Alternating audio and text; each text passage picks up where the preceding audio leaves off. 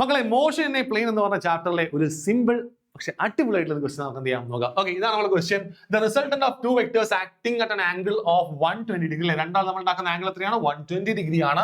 Is perpendicular to the smaller vector അല്ലേ. So resultant smaller വെക്ടറിന് perpendicular ആയിട്ടാണ് ഉണ്ടായിട്ടുള്ളത്. If the larger vector is of magnitude 10 unit ആണ്. So larger വെക്ടറിന്റെ unit 10 units ആണ്. Find the resultant and the smaller vector അല്ലേ. So റിസൾട്ടന്റും കാണണം, സ്മോളർ വെക്ടർ നമുക്ക് കണ്ടുപിടിക്കണം. സോ നമുക്ക് തന്ന കണ്ടീഷൻ വെച്ചിട്ട് അവിടെ രണ്ട് വെക്ടേഴ്സ് ഉണ്ട്. സോ എ എന്ന് പറഞ്ഞ ചെറിയ വെക്ടറും ബി എന്ന് പറഞ്ഞൊരു വലിയ വെക്ടർ ഉണ്ട്. ഈ എയും ബിയും അല്ലെ, സപ്പോസ് എയും ബിയും ആണ് നിങ്ങളുടെ വെക്ടേഴ്സ് എന്ന് വിചാരിക്കുക. എ ആണ് ചെറുത്, ബി ആണ് വലുത് അല്ലെ.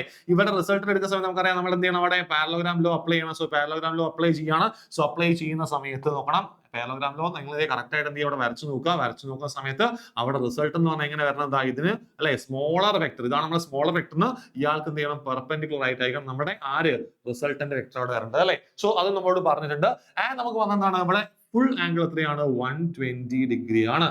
റെഡി അല്ലേ? അതിൽ ബി എന്ന് പറഞ്ഞ ലാർജർ വെക്ടറിന്റെ മാഗ്നിറ്റ്യൂഡ് എത്രയാണ്? 10 ആണ് നമുക്ക് തരികയും ചെയ്തിട്ടുണ്ട് അല്ലെ. നമുക്ക് എന്താ കണ്ടുപിടിക്കണം? ഈ റിസൾട്ടന്റും കണ്ടുപിടിക്കണം, ഈ ഒരു വെക്ടർ എയും കണ്ടുപിടിക്കണം അല്ലെ. ആദ്യം നമ്മൾ കണ്ടുപിടിക്കുന്ന റിസൾട്ടന്റ് അല്ലേ. സോ റിസൾട്ടന്റ് കണ്ടുപിടിക്കാൻ വേണ്ടി നമ്മൾ എന്ത് ചെയ്യാറ്? ഒന്നുമില്ല, റിസൾട്ടന്റ് എന്ന് പറഞ്ഞാൽ എന്താണ്, ഈ മൊത്തം ആംഗിൾ 120 അല്ലേ, അതിൽ ഇത് 90 അല്ലേ. സോ ബാക്കിയുള്ള ആംഗിൾ എത്രയാണ് വരിക? 30 ആണ്. സോ ഇവിടെ റിസൾട്ടന്റ് എന്ന് പറഞ്ഞാൽ ഈ 30യുടെ അഡ്ജസന്റ് സൈഡ് അല്ലേ. സോ നിങ്ങൾ എന്ത് കമ്പോണന്റ് യൂസ് ചെയ്യുക? ഹൈപ്പോട്ന്യൂസിന്റെ കോസ് വാല്യൂ യൂസ് ചെയ്താൽ മതി. സോ ആർ എന്ന് പറഞ്ഞാൽ എന്താണ് വരിക? യെസ് അല്ലെ, നമ്മുടെ ബി എന്ന് പറഞ്ഞ വെക്ടറിന്റെ കോസ് തീറ്റയാണ്. ബി എന്ന് പറഞ്ഞ ആരാണ്? 10 ആണ്. ആൻഡ് തീറ്റ ഇവിടെ എത്രയാണ്? 30 ആണ്. സോ നമുക്ക് വരും 10 into √3/2 cos 30 ആണ്. സോ 10ഉം 2 നമുക്ക് ക്യാൻസൽ ചെയ്യാം. സോ അവിടെ എന്ത് വരും, നമുക്ക് 5√3 യൂണിറ്റ്സ് എന്ന് നമുക്ക് ആൻസർ വരും. അതാണ് നമ്മുടെ എന്ത് വരിക? യെസ്, റിസൾട്ടന്റ് വരിക. അതേപോലെ നിങ്ങൾക്ക് എന്ത് കണ്ടുപിടിക്കണം? എ എന്ന് പറഞ്ഞ വെക്ടർ കണ്ടുപിടിക്കണ്ടേ. സോ എ കാണുന്നത് എന്ത് ചെയ്യുക? ഇത് എ ആണെങ്കിൽ ഇതും എ തന്നെയല്ലേ. സോ എ എന്ന് പറഞ്ഞ ആരാണ്? 30ന്റെ ഓപ്പോസിറ്റ്.